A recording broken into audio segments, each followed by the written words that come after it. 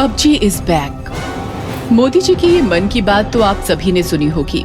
मेरे प्यारे देशवासियों, आज रात से बल्कि अभी से हम पबजी गेम समेत 118 चीनी ऐप्स पर रोक लगा रहे हैं। हिंदुस्तान में पबजी को बैन किया जाता है। इसके बाद पूरे देश में कितना हंगामा हुआ। पबजी बैन होने का सदमा बर्दाश्त ना होकर कितने पबजी पीड़ित युवकों ने आत्महत्याएं कर ली। ये सब तो आपने अखबारों में पढ़ा होगा और टीवी में देखा होगा। पबजी हिंदुस्तान से चला गया और जाते जाते सैकड़ों युवाओं को आत्महत्या करने पर मजबूर करके चला गया।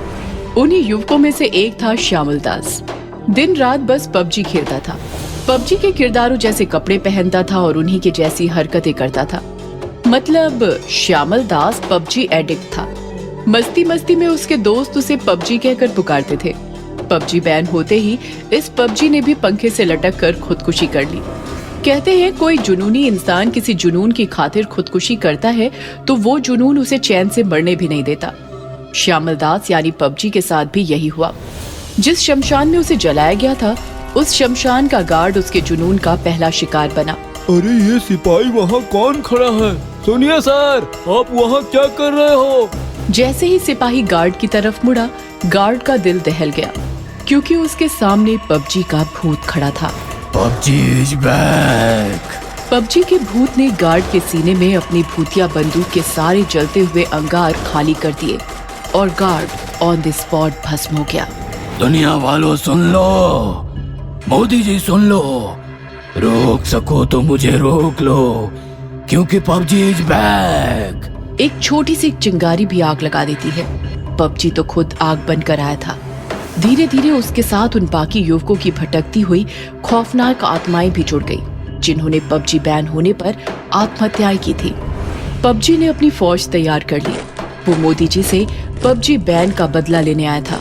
देखते देखते आग ने ज्वालामुखी का रूप ले लिया था और पूरा देश चैन से सो रहा था। जय पबजी, जय पबजी। फिर क्या था, किसी मिलिट्री की तरह पबजी पीड़ित भूतों की फौज आधी रात में तबाही मचाने सड़कों पर निकल पड़ी। सारा शहर सुकून से सोया था और अचानक बम गिरने लगे, गोलियां बरसने लगी। लोग अपने घरों से बाहर निकलने लगे और गोलियों और बम का शिकार बनने लगे। ऊंची ऊंची इमारतें जमीन से लिपटने लगी। सारा शहर खून के आंसू रोने लगा और भूतों की टुकड़ी जश्न मनाने लगी। जय पबजी, जय पबजी। मोदी जी देख रहे हो ना कैसे भाग रहे हैं आपके देशवासी। मारो, कोई भी बचने ना पाए, मारो।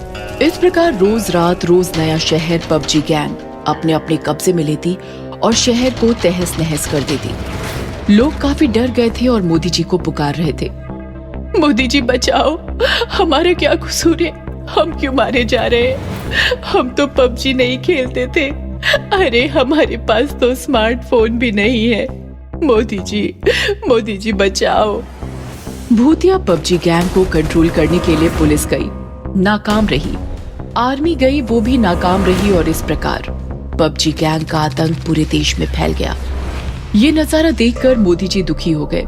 उन्होंने डिटेक्टिव करण को पबजी गैंग से समझौता करने भेजा। प्रेस के डिटेक्टिव करण भूतों से मीटिंग करने लगे। क्या चाहते हो? PUBG is back. Modi ji सुन रहे हो ना? 2 दिन के अंदर अंदर पबजी बैन हट जाना चाहिए।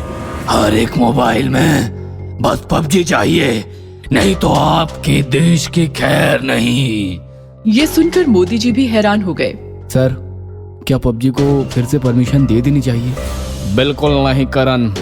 सर, रोज लोग मर रहे हैं, विपक्ष सवाल उठा रहा है। माना कि संकट की घड़ी है, आर्मी पुलिस सब नाकाम है, लेकिन करण, मुझे मेरे देशवासियों पर पूरा भरोसा है। मेरा एक एक देशवासी हजारों सिपाहियों के समान है। चिंता मत करो, मैंने कुछ सोचा है। ये सुनकर करण मुस्कुराता हुआ बोला, सर आप ही जाने अपनी मन की बात। फिर क्या, मन की बात प्रोग्राम शुरू हुआ और मोदी जी देश को संबोधित करने लगे। मेरे प्यारे देशवासियों, हमने कोरोना से मुकाबला किया है, तो ये भूत क्या है? दिखा दो इन्हें एकता की ताकत। लॉकडाउन में घर बैठे बैठे दिए जलाने को कहा, आप मशाल जलाकर सड़कों पर उतर आए। तो अब क्यों घर में बैठे हो?